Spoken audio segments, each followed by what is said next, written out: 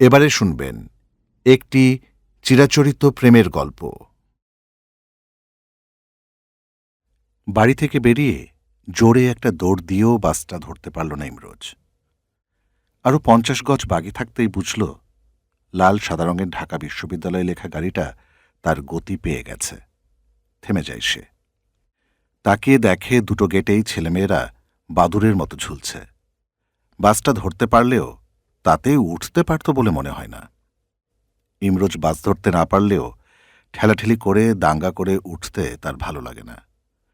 সবাইকে ধাক্কা দিয়ে বাসে ওঠার মতো শক্তি তার আছে, কিন্তু সবাইকে মারিয়ে এ কাজ সে করতে চায় না।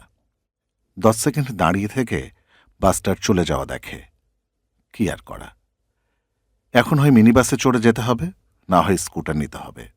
পাবলিক বাসে উঠলে সময় মতো ক্যাম্পাসে পৌঁছে ক্লাসে ঢুকতে পারবে না। ঠিক করে স্কুটারই ডাকবে। এদিক ওদিক তাকাতে তাকাতে বাস স্টপেজের কাছে পৌঁছে দেখল আরও একজন মানুষ চলে যাওয়া বাসের দিকে তাকিয়ে রয়েছে। মেয়েটি ঘুরে দাঁড়াতেই তার চোখে চোখ পড়ল। ওদের মাঝে দূরত্ব হবে 10 ফুটের মতো। চৈতি অভ্যাস মতো তার মুখটা ওপর নিচ ঈষৎ নাড়িয়ে শুভেচ্ছা জানিয়েই তার চোখ থেকে চোখ ফেরাতে পারল না ইমরোজ।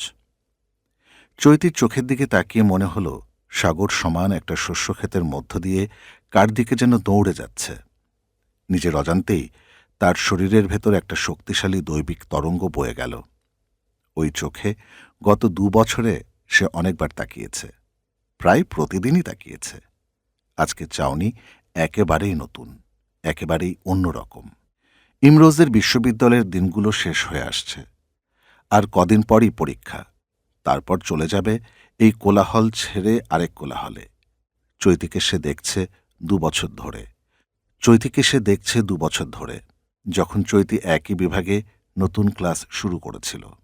ইমরোজের গত বছরের বিশ্ববিদ্যালয় জীবনে চৈতি ছিল এক ধরনের জেগে ওঠা একটা প্রাণের ছোঁয়া। অনেক দেবীতুল্য মেয়ে সেখানে প্রতি বছরই ভর্তি হয়, কিন্তু কখনো কাউকে দেখে এমন ধাক্কা লাগেনি। আহামরি সুন্দরী নয় সে, তবে ইমরোজের মনে হয়েছে সামান্য পরিচর্যা করলেই গ্রিক পুরাণের দেবী আফ্রোদিতির পাশে জায়গা করে নিতে পারবে চৈতি। আফ্রোদিতি কত সুন্দরী ছিল ইমরোজ তা জানে না, তবে তার যতগুলো ছবি সে দেখেছে তা থেকে মনের মধ্যে একটা চেহারা এঁকে নিতে অসুবিধে হয়নি তার। চৈতির সাথে আফ্রোদিতির একটা অস্বাভাবিক মিল আছে। স্বাভাবিকভাবে পরিচয় হয়েছে, দেখা হয়েছে অনেকবার। একই পাড়ার মেয়ে হলেও দেখা হয়েছে বিশ্ববিদ্যালয়ের আঙিনায়, ক্যাম্পাসের করিডরে, টিএসসিতে, ব্রিটিশ কাউন্সিলে, চটপটির গাড়ির পাশে। যতবার ওর দিকে তাকিয়েছে ততবারই মাথা নেড়ে শুভেচ্ছা জানিয়েছে, আর শুভেচ্ছার উত্তরে চৈতি তাকে হাসি দিয়ে ভিজিয়ে দিয়েছে। এই হাসির পর ইমরোজ আর ঠিক থাকতে পারত না। অদম্য একটা আকর্ষণ তার ভেতর এলোমেলো করে দিত। জানত কাছে টানতে চাইলেই ঘনিষ্ঠতা বাড়বে, তবুও কখনো কাছে টানেনি। সে জানে চৈতি সঙ্গীহীন নয়, একা নয়, তার ভালোবাসার মানুষ আছে, ফাহিম। ওদের দুজনকে ক্যাম্পাসের অনেক স্থানে একসাথে ঘুরে বেড়াতে দেখেছে। সম্পর্ক ধ্বংস করতে চায় না ইমরোজ, মানুষকে সুখী দেখতে তার ভালো লাগে। আজ চৈতির চোখের দিকে তাকিয়ে বুঝল ধরা পড়ে যাবে। চোখ ঘুরিয়ে নিয়ে হাত উঁচিয়ে একটা স্কুটার থামালো। কপাল ভালো, এমন সময় একটা স্কুটার খালি পাওয়া গেল। ক্যাম্পাসে যাবার ভাড়া কত জেনে নিয়েই চৈতিকে চোখের ইশারায় ডাকল। নিজের সাহসের প্রশংসা করল সে। তাকে অবাক করে দিয়ে চৈতিও মন্ত্রমুগ্ধের মতো স্কুটারে উঠে এলো। ইমরোজ আগেই উঠে বসেছিল। চৈতি উঠতে গিয়ে ভারসাম্য হারিয়ে ওর গায়ের উপর প্রায় আছড়ে পড়ল। সামলে নিল সঙ্গে সঙ্গেই, তবে লজ্জা পেল, অপ্রস্তুত হল। চৈতি দুজনের মাঝে একটু ফাঁকা রেখে বসার চেষ্টা করেও সফল হল না। হালকা একটা বেলি ফুলের ঝাপটা ইমরোজের মুখে বাড়ি খেয়ে একেবারে মাথার ভেতরে গিয়ে থমকে রইল। চৈতির শরীর থেকে উষ্ণ দ্যুতি তার গায়ের উপর দিয়ে বয়ে যাচ্ছে। স্কুটার চলা শুরু করল কটকট শব্দে। রাস্তায় অন্যান্য গাড়ির শব্দ, কোলাহল কোনো কিছুই আর ইমরোজের কানে ঢুকছে না। সে আর কিছু চিন্তা করতে পারে না, বুঝতে পারে সে একটা অন্যরকম বোধের ভেতর দিয়ে হাঁটছে। স্কুটারে দুলুনি যেন দুজনের মাঝে উষ্ণতা আরও বাড়িয়ে দেয়। পথে একটাও কথা হয় না, যেন কথা বললেই মুহূর্তগুলো হারিয়ে যাবে। কলাভবনের পেছন দিকের ফটকে এসে থামতেই চৈতি কোনো কথা না বলে এক পলক তাকিয়ে নেমে যায়। ভাড়া মিটিয়ে দিয়ে দোতলায় গিয়ে ইমরোজ দেখে তার ক্লাস শুরু হয়ে গেছে। ক্লাসে ঢুকতে ইচ্ছে করে না। ভেতরে তাকিয়ে মনে হলো সবাই আজ খুব রংচঙে কাপড় পরে এসেছে। চৈতি তার ক্লাসে বসে গেছে। কয়েকবার করিডোরে এমাথা ওমাথা করে। চৈতির ক্লাসের ভেতর দুবার তাকায়। চৈতি তার দিকে স্থির তাকিয়ে রয়েছে। ইমরোজ বুঝে গেল আজ সে ধরা পড়ে গেছে। ক্লাসের পুরো সময়টা বারান্দার রেলিংয়ের উপর বসে কাটিয়ে দেয়। ফাহিমের এতক্ষণে ক্যাম্পাসে চলে আসার কথা। চৈতির ভালোবাসার মানুষ। 8টার ক্লাস শেষ হতে না হতেই ফাহিম ঢাকা কলেজের ক্যাম্পাস ছেড়ে বিশ্ববিদ্যালয়ে চলে আসে। তারপর চৈতিকে নিয়ে ক্যাম্পাসের বিভিন্ন দিকে হারিয়ে যায়। আজ তাকে চোখে পড়ছে না। অসুখ করেনি তো? না, সে ভালোই হয়েছে। চৈতিকে দেখল ক্লাস থেকে বেরিয়ে তার দিকে গভীরভাবে তাকিয়ে ঘুরে বারান্দা দিয়ে অন্যদিকে হাঁটা শুরু করল। ইমরোজ বুঝল কোনো দিকে না তাকিয়ে কিছুটা দূরত্ব রেখে চৈতির পেছন পেছন হাঁটতে শুরু করল। সিঁড়ি দিয়ে নেমে কলাভবন থেকে বেরিয়ে রেজিস্টার বিল্ডিংয়ের মাঠের রাস্তায় যখন পড়ল, চৈতি তখন তার গতি কমিয়ে দিয়েছে। ইমরোজকে তার পাশে আসার সুযোগ করে দেয়। পাশে গিয়ে দাঁড়াতেই সে আবার চলা শুরু করে। একসাথে হাঁটছে, চোখাচোখি হচ্ছে, কথা হচ্ছে না। চৈতি হাঁটতেই থাকে। ভাইস চ্যান্সেলরের বাড়ির সামনে দিয়ে ব্রিটিশ কাউন্সিল হয়ে শহীদ মিনারের পাশ ঘেঁষে দোয়েল চত্বরে গিয়ে দাঁড়াল দুজন। চৈতির যেন হাঁটার নেশা পেয়েছে।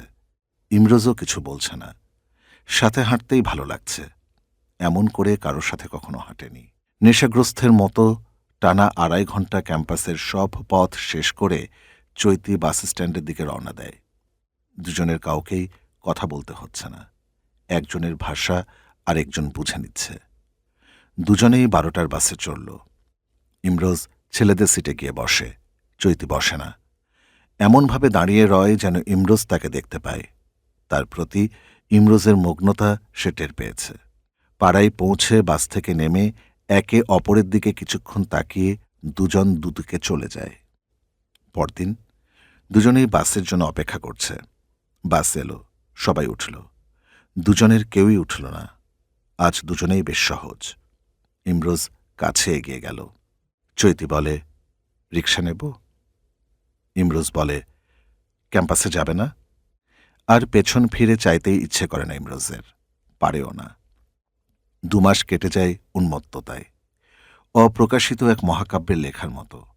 ঘণ্টার পর ঘণ্টা একে অপরের দিকে অপলক তাকিয়ে থাকা। চিবুকে চিবুক, ওষ্ঠে ওষ্ঠ, রোদে পোড়া, বৃষ্টিতে ভেজা, এসব নিয়ে ইমরোজ চৈতির মাঝে বুঁদ হয়ে থাকে। তার ক্লাস বন্ধ হয়ে গেছে। সামনে পরীক্ষা। চৈতির উৎসাহে পড়াশোনার মাত্রা বাড়িয়ে দিয়েছে। সারা রাত জেগে পড়ে। পড়া শুরুর আগে চৈতির কাছে চিঠি লেখে প্রতি রাতে। পরদিন তাকে দেয়। এরই মধ্যে দুজনেই দুজনের বাসায় যাওয়া আসা শুরু করে। বাবা মাদের সাথে পরিচয় হয়।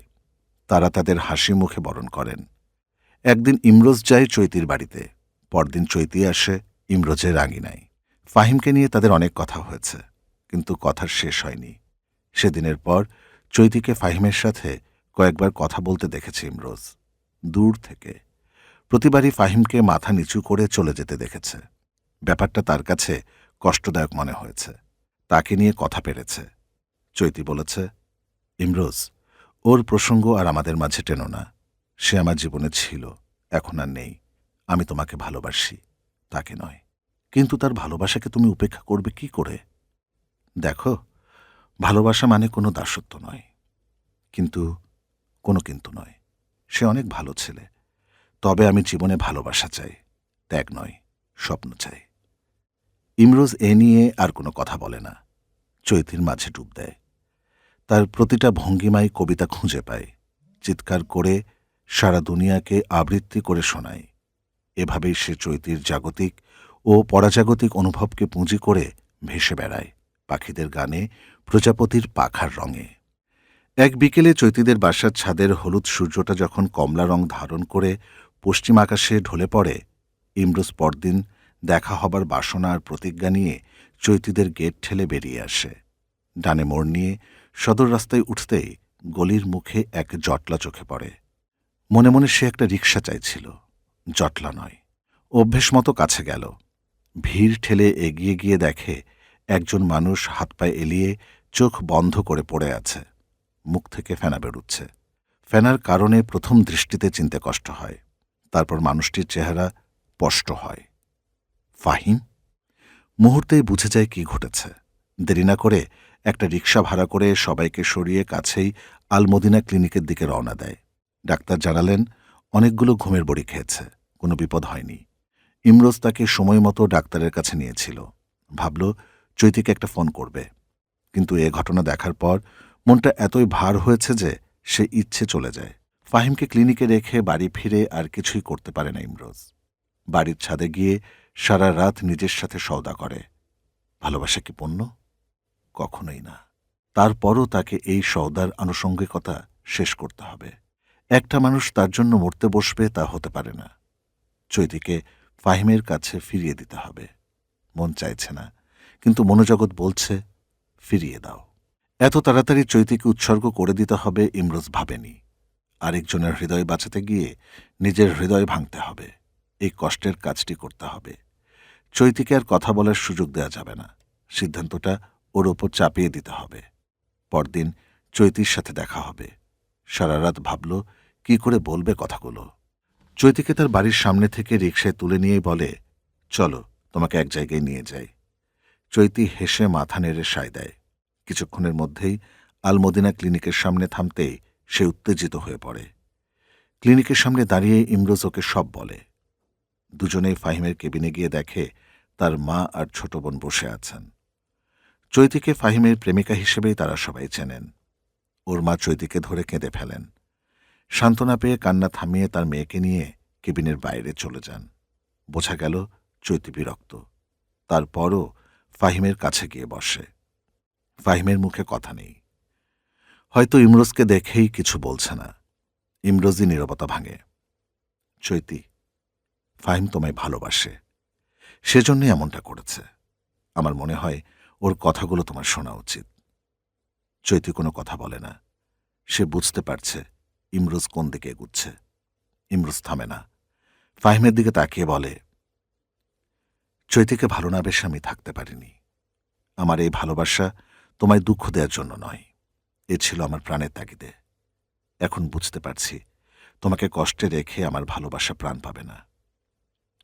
চৈতি কথা বলার জন্য মুখ খুললেও ইমরোজ থামিয়ে দেয়। বলে, আমায় এই সিদ্ধান্ত নিতে হচ্ছে আমাদের তিনজনের জন্যই। আমি বুঝে গেছি তুমি পুরোপুরি আমার নও। এই দ্বিধা মনে নিয়ে তোমায় ভালোবাসলে তোমায় ঠকানো হবে। চৈতির চোখের কোণে জলের ধারে স্পষ্ট হতেই সে বলে, চলো তোমায় এগিয়ে দিয়ে আসি। দুজন যখন ক্লিনিকের বাইরে এসে দাঁড়ায়, চৈতি ইমরোজের হাতটা হাতের মধ্যে নিয়ে বলে, আমাকে একটা কষ্টের ভেতর ঠেলে দিয়ে তুমি মহান বীরের মতো বেরিয়ে যাচ্ছ। তোমার এই সিদ্ধান্ত আমি মেনে নিলাম, কিন্তু মনে নিলাম না। আমাদের আবারও দেখা হবে। ইমরোজ চৈতির ভেতরে চলে যাওয়ার দিকে তাকিয়ে থাকে।